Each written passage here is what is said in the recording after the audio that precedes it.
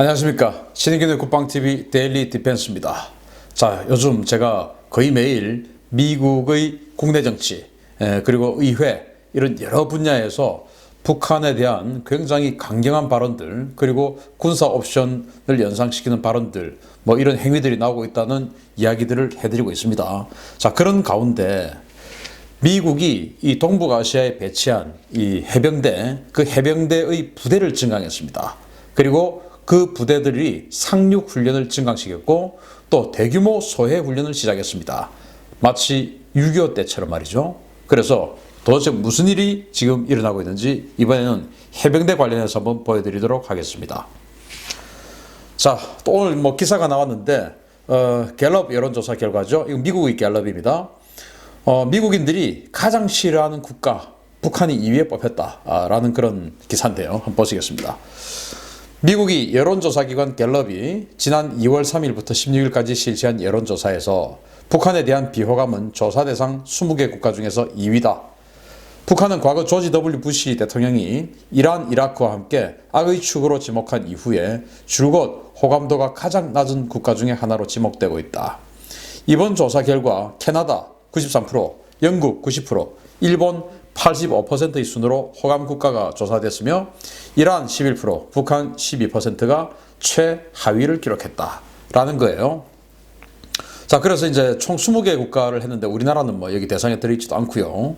만약 우리나라 들어갔으면 몇 퍼센트인지 궁금하기도 한데 차라리 좀 부끄러운 결과가 나올 것 같으면 안 들어가는 게 좋겠습니다. 후보에.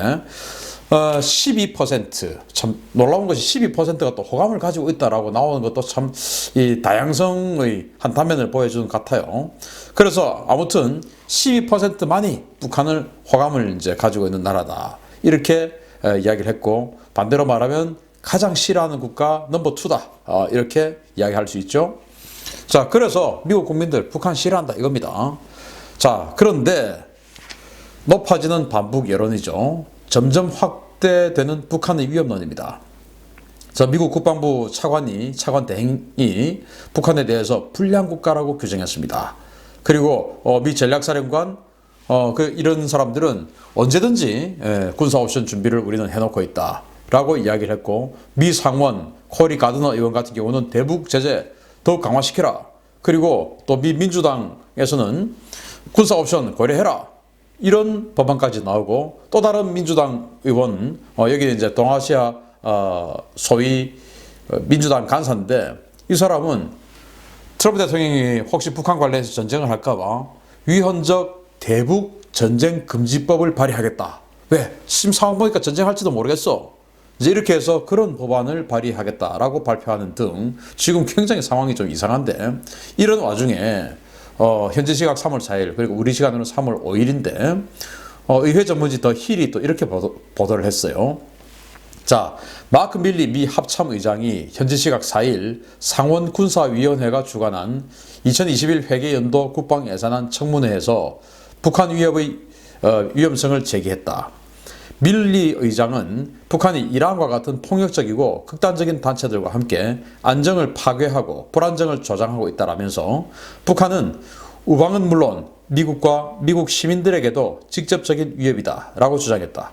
밀리 의장은 2021 회계연도 예산안은 미국이 동맹과 우방국과 함께 북한의 도발을 억제하기 위한 것이라고 강조했다 라고 이 예산 청문회에서 이야기를 했어요. 2021 회계연도 예산안은 올 10월부터 집행되는 예산입니다.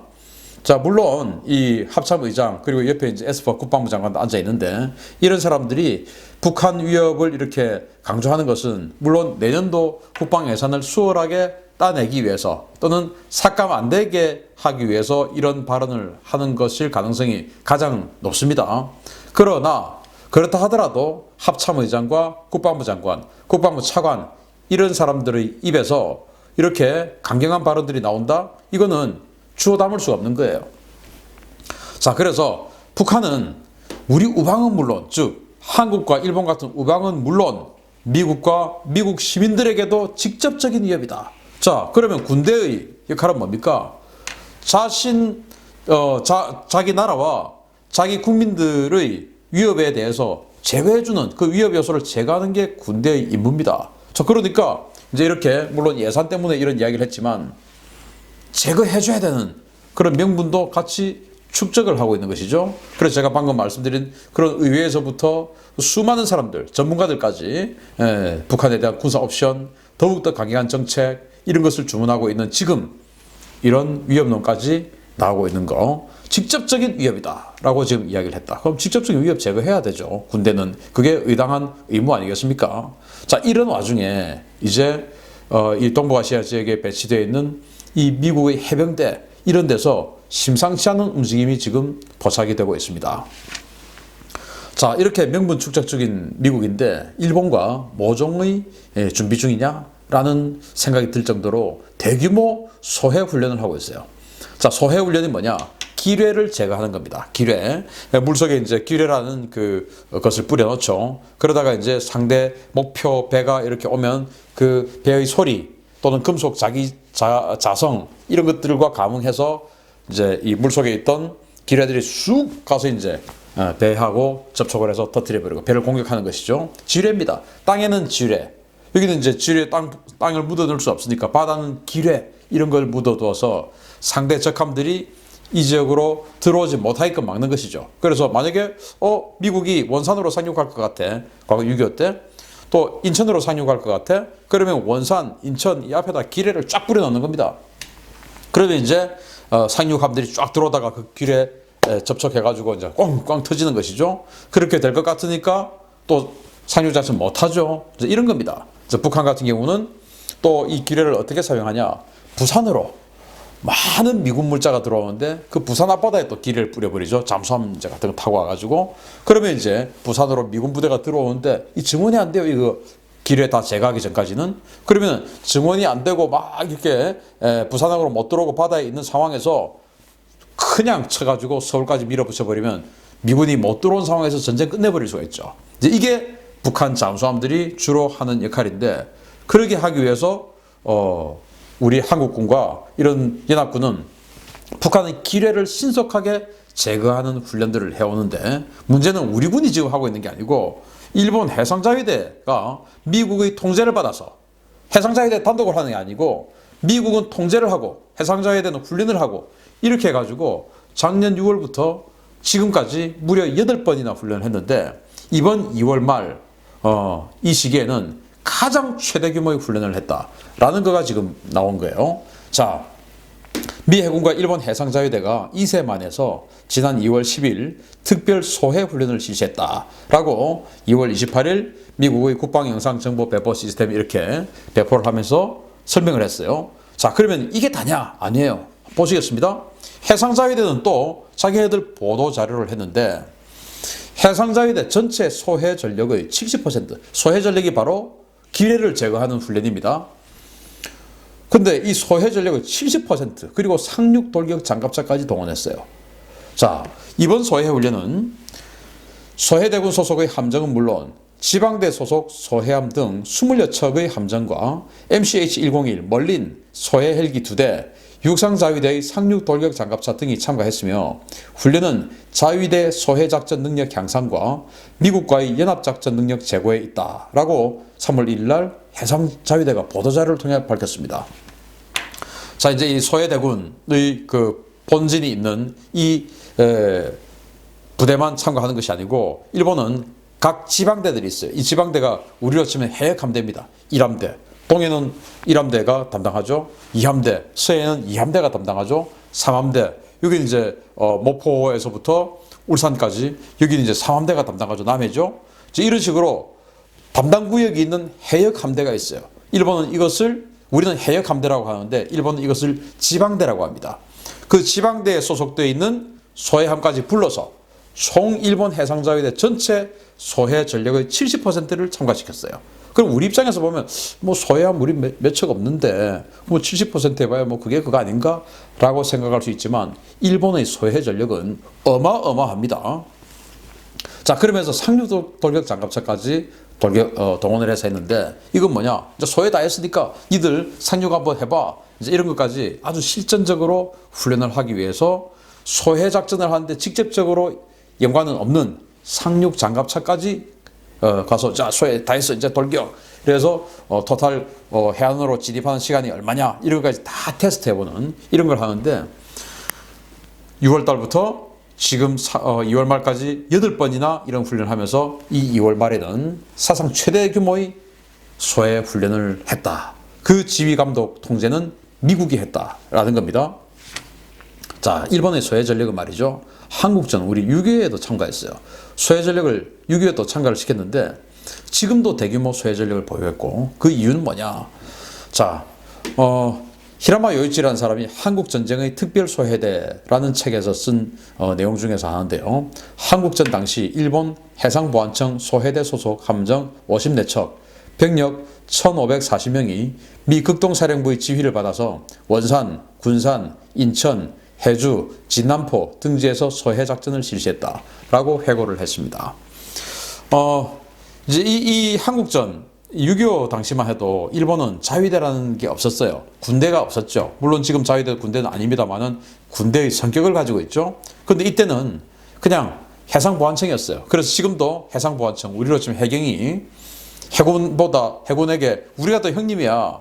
우리가 더 정통성이 있어. 우리가 바로 제국 해군을 그대로 이어받은 본가야. 이렇게 감정 싸움을 하고 있을 정도로 그때 6.25 때는 해상보안청에서 우리로 치면 해경, 지금은 일본 코스트가드 여기에서 소해대 54척의 소해함 그리고 병력 1,540명을 보내가지고 미국이 인천 상륙작전을 하는 이런 것들을 다 지원했던 거죠. 소해작전 기뢰를 다 제거하는 거를 대부분의 역할을 일본 소해대가 한 겁니다. 자, 그래서 일본은 그 이후에 지금까지도 대규모 소해 전력들을 운용을 하고 있는데 왜냐? 상대가 이제 소련이고 지금은 러시아고 또 북한이고 그러다 보니까 여기에 미군이 러시아든 북한이든 중국이든 상륙을 하는데 그 미군을 보조하기 위해서 만들어진 군사조직이 지금 일본이니까 그런 것들을 미군이 할 수 없는 또 하기는 조금 등급이 낮은 이런 것들을 일본이 지금 다 세팅을 해놓고 있죠. 그렇게 해서 이제 지원을 해주는 이 대규모 소해 전력을 가지고 있는 게 바로 일본입니다. 자, 이렇게 해서 그러면 대규모 상륙작전의 전주곡이냐? 이 또 정황이 있는 것이 미 본토에 있는 해병대가 오키나와에 증원되어 온 정황이 있습니다. 자, 이 사진 한번 보시겠습니다. 아주 애띠게 생긴 이 병사인데 이 병사가 뭔가 총을 갖다가 지금 들고 놀이새를 좀 당기고 있는데 자, 이 사람이 뭐냐? 한번 조사를 해보니까 미 본토에서 왔어요. 노스캐롤라이나주에 있는 주르준 해병기지에 주둔하는 제3해병사단 제6해병연대 소속의 1대대, 이 1대대가 오키나와의 캠프 슈압에서 주특기 훈련을 실시하고 있습니다. 그러니까 노스캐롤라이나주에 주둔하고 있는 또 거기에서 이제 캠프 이름은 주르준이에요. 여기에 주둔하고 있는 3사단 6연대 1대대 병력 1,100명이 오키나와에 온 겁니다. 여기에서 주특기 훈련을 하고 있어요. 왜 왔을까요? 이들은 지금 대서양이 담당 구역인 제2해병원정군 소속인데 이들이 지금 여기 제3해병원정군에 왔습니다. 왜일까요? 제3해병원정군에 거의 5만 명 가까운 그런 모든 부대 통틀면 한 5만 명 가까운 그리고 전투부대만 해도 3만 명 가까운 이런 전투부대가 있는데 왜 이게 더 증강했을까요? 증강할 필요가 있다는 생각을 했겠죠. 그러면서 또 미국과 일본이 지금 아이언피스트라고 해서 아이언피스트 2020 훈련이라고 해서 또 대규모 상륙작전 훈련을 하고 있어요. 자, 제3해병원정군과 육상자위대의 수륙기동대가 실시 중인 연합해병훈련인데 캠프 펜들턴에서 진행되며 올해는 공중강습과 대규모 상륙 돌격에 초점이 맞추어져서 진행될 겁니다. 이렇게 지금 미국과 일본이 대규모 상륙 훈련을 하고 그 상륙 훈련 앞서 소해 훈련, 이 소해가 안 되면 상륙을 할 수가 없거든요. 이 대규모 소해 훈련을 작년 중반기부터 지금까지 무려 8번이나 하고 지금은 최대 규모로 소해 훈련을 하고 있다. 이 모습들 그냥 평범한 시그널은 아닌 것 같다랍니다. 자, 미국의 군사 옵션, 지금 군사 옵션 이야기가 계속 나오고 있는데 여기에 미국과 일본의 연합 상륙도 포함되는 것인가? 라는 생각을 한 번쯤 해볼 그런 정황들이 아니냐라는 생각을 해봅니다. 우리 대한민국은 뭘 하고 있을까요? 대한민국은 바짝 엎드려 있죠. 우리가 일본을 여기에 집어넣어서 되겠습니까? 우리가 해야죠. 우리가 해야 됩니다. 우리가 안 하니 지금 일본이 하는 것이죠. 바꿔야 되겠습니다. 마치겠습니다. 감사합니다.